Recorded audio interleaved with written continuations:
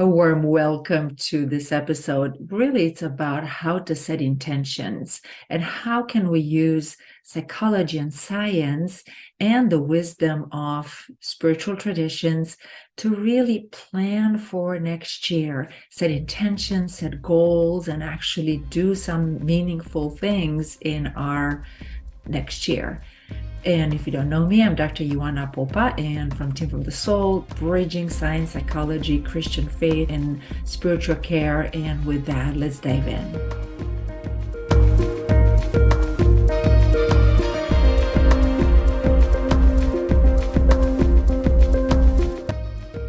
Planning for 12 months, planning for a year, sometimes it can get really exciting, especially at the end of one year and beginning of the next one.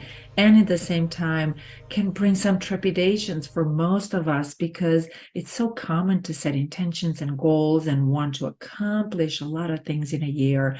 And then we probably, if you live long enough, you have had years when you look back and you're like, I didn't accomplish lots of things. Maybe you've accomplished things for work, maybe you accomplished things for your family, but sometimes personal goals, especially if you're a giver and you're passionate about giving and helping others, sometimes that is at the bottom of the list. So this episode is for you in really thinking through having some simple tools to plan for the year using psychological research and some examples from Christian faith. So the big concept that I want to bring that you probably heard before, but I want to really link it to goals, has to do with our short-term memory. We have different types of memory, and the short-term memory we can hold in that we can hold our day-to-day consciousness and information for about 2-3 days.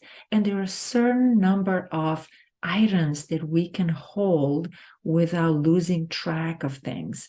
And psychologists call this the rule of the 7 plus minus 2. In other words, on average, human beings can remember a series of 7 things, but especially for really busy, 7, it's even a big number. I would say 4 to 5 things are the hold in our consciousness is very helpful. And I talked earlier in another episode about the importance of priming, how our brain can help us prime for our goals and for our intentions. So in order to bring that overarching goal into steps that are meaningful, I suggest that we can use the concept of short-term memory. And although we hold this for 2-3 days, we can actually use this function to plan for the year. What do I mean by that? Let's say you have your intention for the future, where you want to go, and then you decide a goal for this year. It might be that you want to be really healthy. You might want to have healthy eatings and stabilize your diet or your weight. Or it might be that you want to exercise on a regular basis. Or maybe you have a project and a hobby that you really want to get more into it. Or maybe you want to improve on a skill. Maybe you love to sing and improve your ability to sing or read notes, or to paint, or to draw, or to build houses, or to fix plumbing. There are so many possibilities and things that we could do, not just to help others, but also to feel like we're fulfilling our vocation and also just our interests, our deepest interests. So the invitation is to break that goal that you want to do it for the year in 4 or 5 sections. So think about what are the 4 or 5 steps that you can take in order to accomplish this for the next 12 months. I like 4 just because it kind of matches the quarters. So if I decide on 4 steps, then each quarter I can focus on one particular steps. And then all of a sudden, this becomes less overwhelming. It's also easy to remember.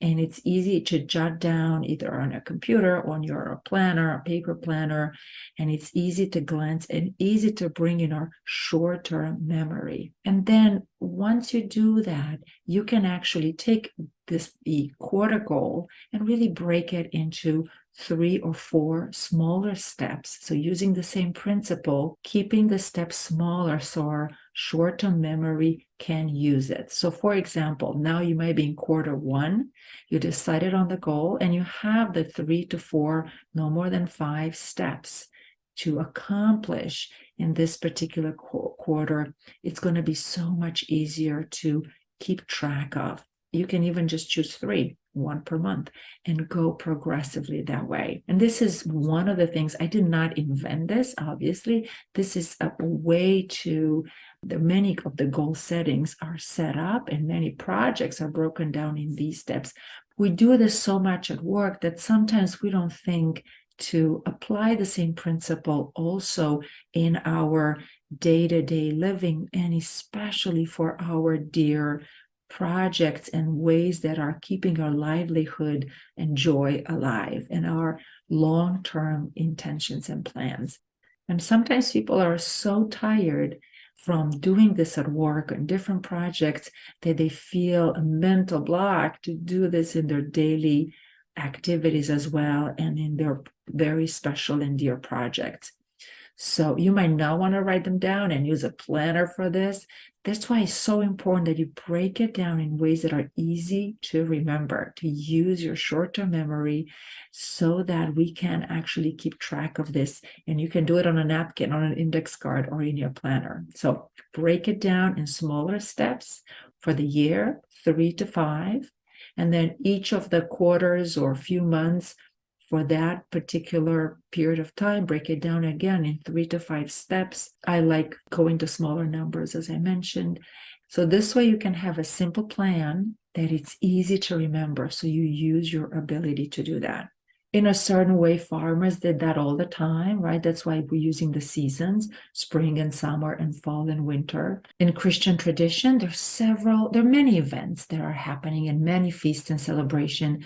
But in general, there's a cycle throughout the year. There's a preparation like right now. We've just passed this, the preparation before Christmas, the birth of Christ. Then there's another season moving towards the crucifixion and that period of Lent and the resurrection. Then there's another phase comes right after, between the resurrection and Easter, all the way through the ascension of Christ to the descending of the Holy Spirit. That's a specific way of preparing and being in the world, rejoicing with Christ resurrected. Then there's a movement towards the Transfiguration, which is a feast celebrated in August, which moves towards the fall. And then fall starts the new ecclesiastical year, which then moves towards, again, Christmas. So all those seasons and all those transformations, we intuitively know that we cannot hold that many events and that many seasons in life. So use this principle to plan for the year and then break it down in smaller pieces, no more than 3 to 5, and especially encourage you to do this in areas that are really important to you for your vocation, for your own growth, those things that are at the bottom of your list because you are a giver and you do like to give to others and sacrifice yourself to others. And those things that are really making your heart sing, don't leave them at the bottom, but really plan for them. And with that, I thank you for all you do in this world, and I wish you a wonderful new year.